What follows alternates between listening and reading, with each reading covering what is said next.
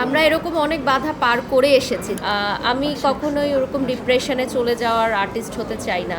জনগণকে আমাদেরকে রেসপেক্ট করতে হবে। বাংলাদেশে অনেক চিত্রনায়িকারা আছে যারা আসলে শাকিব ভাইয়ের সাথে কাজ করা ডিজার্ভ করে। আমি অলওয়েজ কাজের মধ্যে থাকতে চাই, এই দূরদর্শিতার কথা চিন্তা করি। মিরর ম্যাগাজিন প্রতি বছরই বিগেস্ট এক্সিবিশনগুলো আয়োজন করে থাকে 5 স্টার হোটেলে, এবং আজকে ওয়েডিং ফেস্টিভ্যাল, যেটা দীর্ঘ অনেকগুলো আসর হয়ে গেছে সাকসেসফুলি, আজকে আরও একটি বিগেস্ট এক্সিবিশন যেখানে ওয়েডিং রিলেটেড সব কিছু আপনারা পাবেন। আর আমাদের সাথে বাংলাদেশ চায়না ক্লাবও যুক্ত হয়েছে, তারা রিসেন্টলি লঞ্চ করেছে বাংলাদেশে চায়না ক্লাব। সো ওদের সাথে আমরা কোলাবোরেশনে আজকে এই ওয়েডিং এক্সিবিশন অ্যান্ড লাইফস্টাইলটা করছি, যেটা আগামী 17 তারিখ পর্যন্ত চলবে, এবং 18 তারিখে কিন্তু আমাদের celebrity award night and fashion show culture function থাকছে, যেটাতে বাংলাদেশের স্বনামধন্য সেলিব্রিটিসরা আসবেন এবং আমাদের এই পুরোটা এক্সিবিশন আলোকিত হয়ে যাবে। আর আজকে যেই এক্সিবিশনটা হচ্ছে, এখানে কিন্তু wedding related, pre wedding, after wedding সব কিছুই আপনারা পাবেন। এবং আমার নিজস্ব প্রতিষ্ঠান ফ্লাইটেক্স এভিয়েশনেরও আমি এখানে স্টল নিয়েছি, যেটা হচ্ছে বিয়ের যারা বর্ব আছে তারা হেলিকপ্টারেও চড়তে পারবে, এরকম একটা অফার আমরা দিয়েছি। তো আরও অনেক কিছুই আছে, মানে ওয়েডিং রিলেটেড যা যা লাগে। এবং ওদের সবচেয়ে ভালো লেগেছে যে মনে হচ্ছে আমরা একটা বিয়ে বাড়িতে এসেছি। হ্যাঁ, তো ধন্যবাদ রাজু ভাইকে আমাদের এখানে আমন্ত্রণ জানানোর জন্য, and congratulations for this biggest event.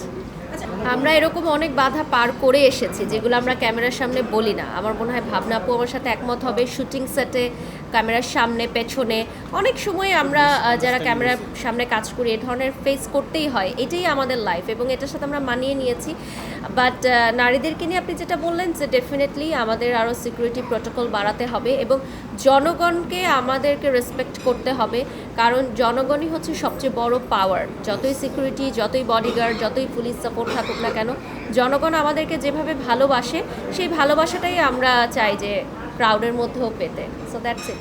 দেখুন, আমি তো সারা জীবন হয়তো ক্যামেরার সামনে কাজ করতে পারবো না। আমাদের গ্ল্যামার ইন্ডাস্ট্রিতে একটা বয়সের পর দেখা যাবে যে আমার এই ফেম, নেম বা ডিমান্ডটাও এক সময় থাকবে না। সো সেটার জন্য আমাকে রেডি হতে হবে। সো আমি আমার প্রোডাকশন হাউসটা রেডি করে ফেলেছি ওভাবে যে নতুনরা যখন আসবে আমি তখন তরুণদেরকে নিয়ে কাজ করব। আমি অলওয়েজ কাজের মধ্যে থাকতে চাই। আমি চিন্তা করি 10 বছর 15 বছর পর যদি আল্লাহ আমাকে সেই তৌফিক দান করে, আমি ওভাবে কাজ করব।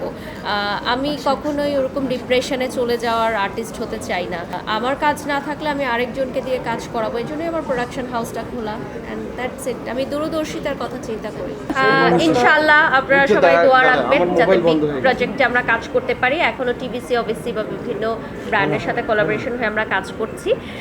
ইন ফিউচারে করতেও পারি ইনশাআল্লাহ। মাত্র তো 2 বছর হলো আমার প্রতিষ্ঠানে। এটা আমি আসলে এখনো অনেক ছোট পরিসরে কাজ করছি, আমি এটা এখন বলতে পারবো না।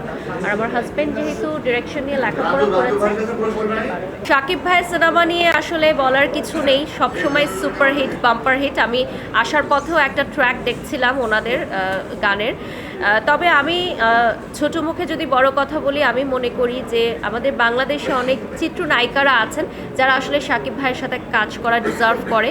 তো আমরা যদি আমাদের বাংলাদেশের চিত্রনায়িকাদের নিয়ে বা নতুন মুখকে নিয়ে বা পুরাতন যারা আছে তাদেরকে নিয়ে শাকিব ভাইয়ের নতুন করে জুটি করতে চাই, আমার মনে হয় সেটা বাংলাদেশের জনগণ এবং আমরা যারা আছি ইন্ডাস্ট্রিতে তারা অনেক বেশি ইন্সপায়ার্ড হব। পার্শ্ববর্তী দেশ থেকে ডেফিনেটলি কাজ করবে, আমাদের দেশের আর্টিস্টরাও পার্শ্ববর্তী দেশে গিয়ে কাজ করবে।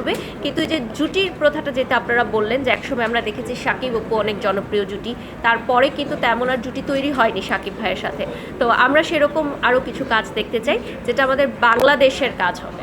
Thank you.